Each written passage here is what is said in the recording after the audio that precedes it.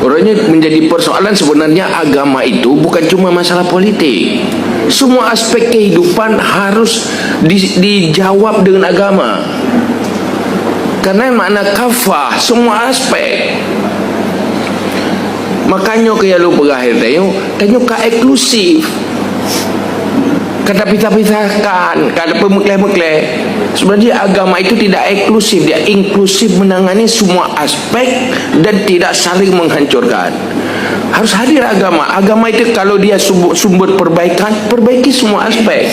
Karena salah satu aspek kehidupan rusak akan imbasnya rusak kepada yang lain. Rusak aspek politik sekarang, jangan cuma katakan itu politisi. Politisi itu adalah masyarakat juga, yang punya latar belakang status macam-macam, kemudian masuk ke politisi. Gejik lu nak pernah lu bupati, tujuan lu hancurkan pemikirannya kan. Nak berahnya pubuk rono tunggu nak ke nak calon rono ke bupati. Siapa nak pegah menang ke rono calon. Hanya tunggu urusan politiknya ke gara-gara nak pegah menang ke lu aja. Ke lu munyo kamu bahakai menan han lo cara berpikir ka betul han le ana perletak kamu mangat kenan tetapi melakukan dakwah pemikiran bahwa inilah yang menjadi masalah kita.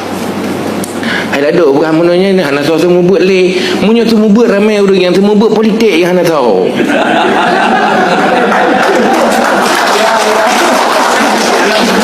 Aku menan ju yang benar. Karena persoalan ini orangnya agama itu hadir memperbaiki kan, memperbaiki akhlak semua perilaku di semua aspek kan. Maka aspek orang hari ini karena kehancuran etika politik, urangnya betul pegapu ya Pak Farid dengan tusuk langsung enggak nanggro munyo tak pegak udah tusuk Pak Farid lah. Perbaiki semua elemen dulu, enggak cukup cuma satu orang, enggak cukup cuma di leader. Karena perang baru menang ji kan tip ngem panglima, hayu tak panglima, munyo pasukan rela si. Pasukan bagai. Oh, pasukan jarang tak hana panglima, han menang di perang. Hati je harus punya pasukan, punya panglima, baik panglima hana pasukan, atau pasukan hana panglima, atau jarang tak pasukan, jarang tak panglima, pasukan mendung-mendung. Enggak ada itu. Maka ini hadirlah pendidikan untuk memperbaiki.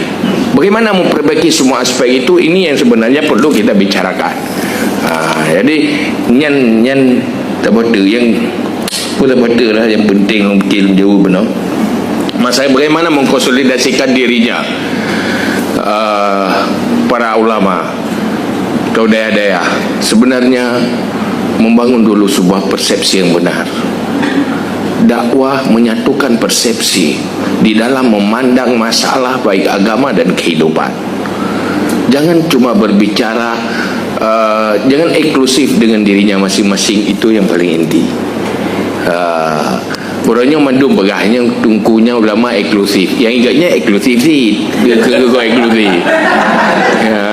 Dia eksklusif dengan rau ke kamu suji yang ke ulama ya wajib eksklusif ke wajib ke dia persis lagi urung pungo tuduh ku lain pungo ro kana pungo padahal dua pungo santu pungo mandu kan maka dia mandum beh populeh pungo le begado pegak-pegak gop pungo yang pungo gop ro yang sadar urang je pemenan si lain pungo yang salah selalu orang lain. Maka Islam itu membangun tuba liman syaghaladhu aibuhu anhu yubinnas. Yang terbaik adalah sibuk saling memperbaiki diri sehingga lupakan menyalahkan orang lain. Masing-masing punya kesalahan sendiri, begitu kira-kira.